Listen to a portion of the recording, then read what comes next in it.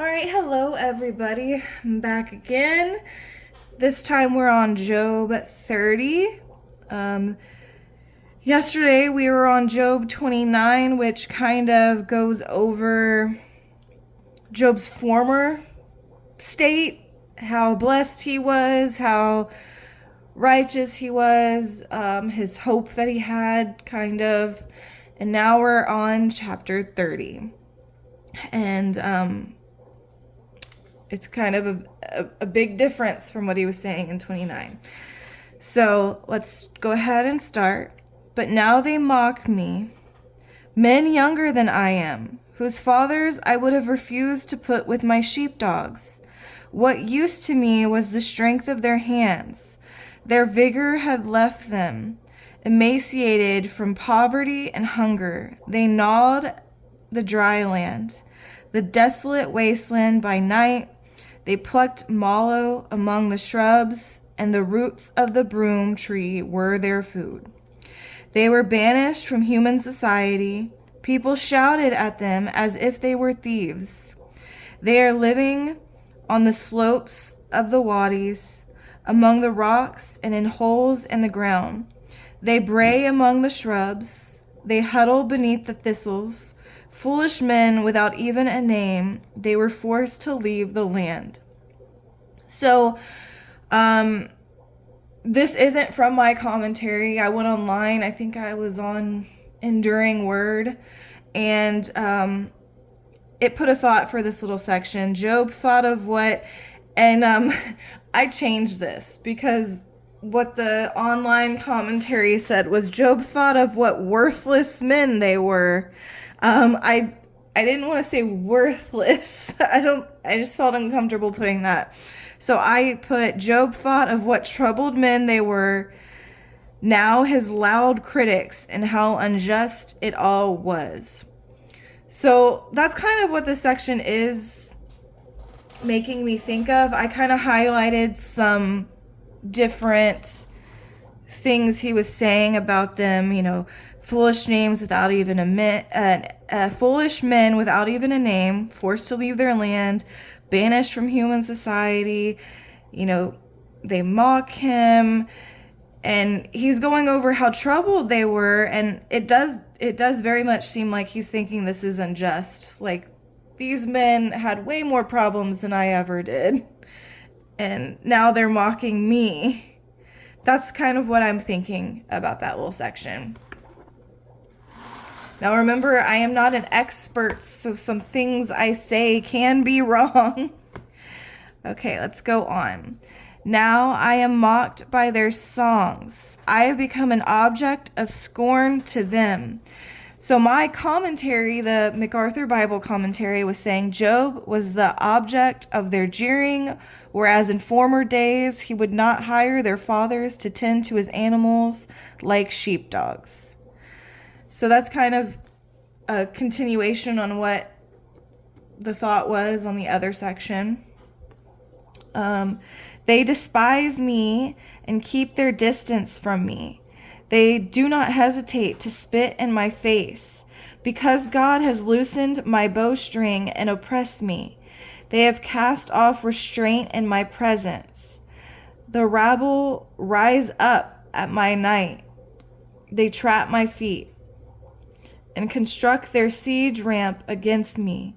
They tear up my path. They contribute to my destruction without anyone to help them. They advance as though through a gaping breach. They advance as through a gaping breach. They keep rolling in through the ruins. Terrors are turned loose against me. They chase my dignity away like the wind, and my prosperity has passed by like a cloud. So I do want to apologize because I am dyslexic, and you can't tell, but the phone is really kind of in my face while I'm recording this. I've got it propped up on this little stand thing. So it's in my face, so I'm trying to get close to the page, but my phone's in my face, so it's difficult. So I might get sentences wrong, mix stuff up, I apologize. That's just dyslexia. Okay, we'll continue on. Now my life is poured out before me, and days of suffering have seized me. So this isn't from my commentary again, but I did go online and look some stuff up. It says, all the strength and power of his soul are melted, fainted, and dying away through sorrows and calamities. So that's no shock. We know he's in deep pain right now, emotional and physical. Night pierces my bones, but my gnawing pains never rest. My clothing is distorted with great force. He chokes me by the neck of my garment. He throws me into the mud, and I have become like dust and ashes. So I do want to go to my commentary, and let me remember where I am. Okay, I do want to go to my commentary here and say this is some of the stuff he's kind of dealing with right now. Painful boils from head to toe, severe itching and irritation, great grief, lost appetite, agonizing discomfort, insomnia, worm and dusted infested flesh, continual oozing of boils, hallucinations, decaying skin, shriveled up, severe halitosis, teeth fell out, relentless pain, skin turned black, raging fever, dramatic weight loss. So kind of putting all of that into perspective with how he's talking now, like who can blame him? The gnawing pains never rest. You just got to feel bad for Job in this moment. Okay, I cry out to you for help, but you do not answer me. When I stand up, you merely look at me. And my commentary was saying this caused the most suffering of all, what seemed to be the cruel silence of God. And they were careful to put in the commentary what seemed to be the cruel silence of God.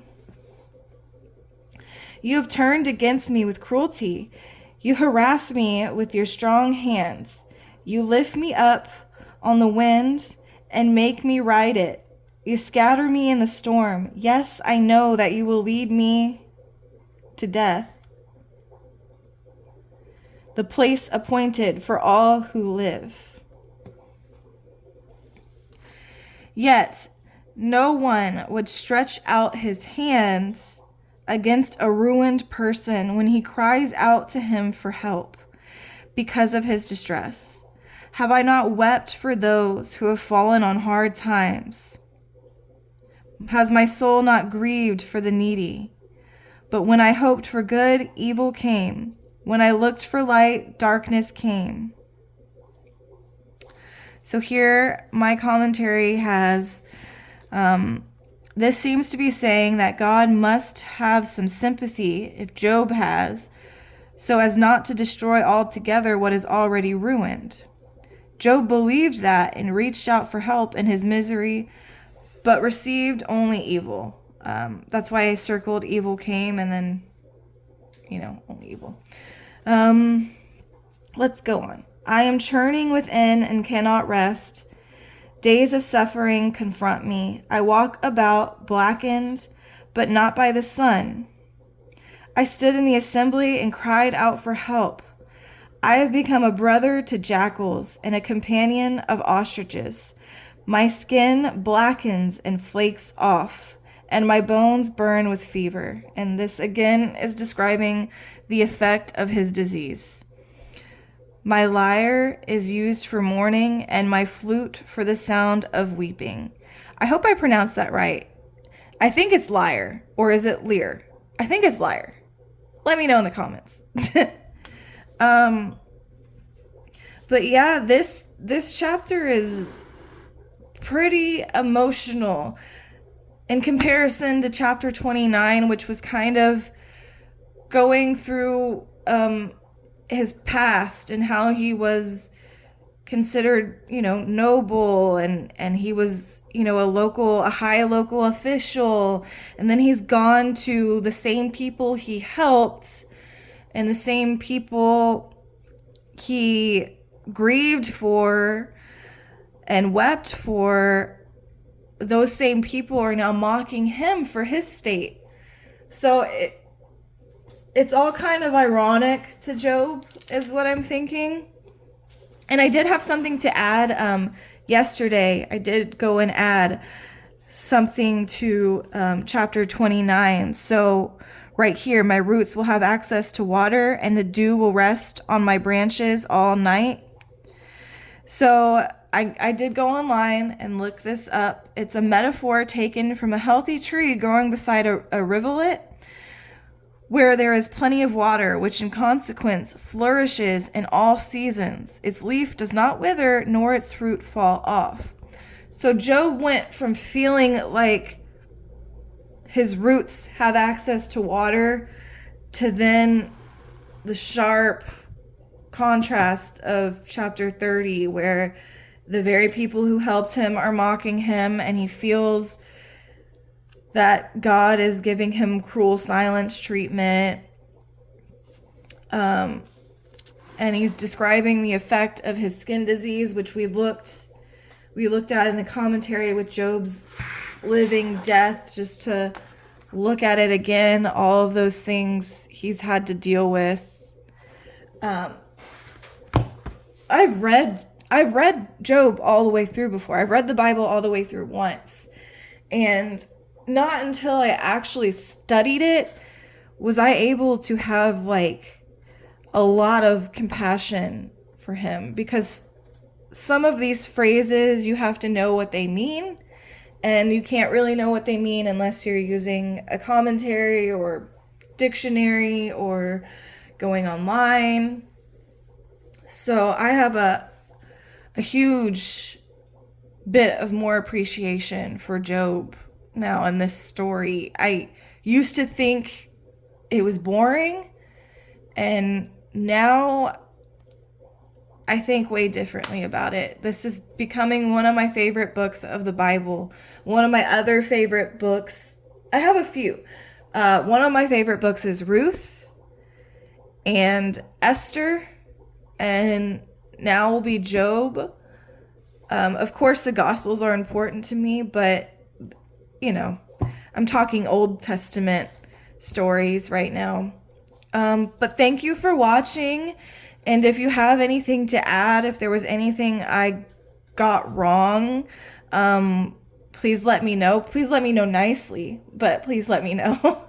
All right, thank you for watching and listening to me. I hope you guys have a great, what is it today, Friday? I hope you guys have a great Friday, and God bless you.